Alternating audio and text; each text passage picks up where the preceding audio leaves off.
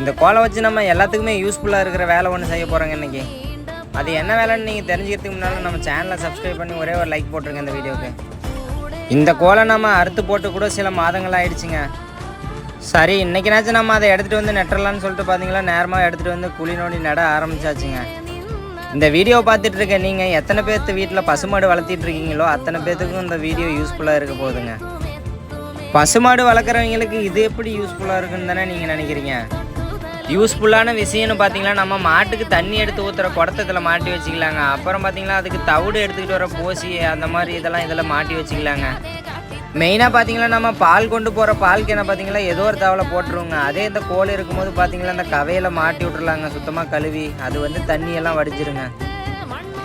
இந்த வீடியோ உங்கள் எத்தனை பேத்துக்குங்க யூஸ்ஃபுல்லாக இருந்துச்சுன்னு மறக்காமல் ஒரு கமெண்ட் பண்ணுங்கள். அப்படியே இந்த வீடியோக்கு ஒரு லைக் போட்டு நம்ம சேனலை மட்டும் சப்ஸ்கிரைப் பண்ணிவிடுங்க.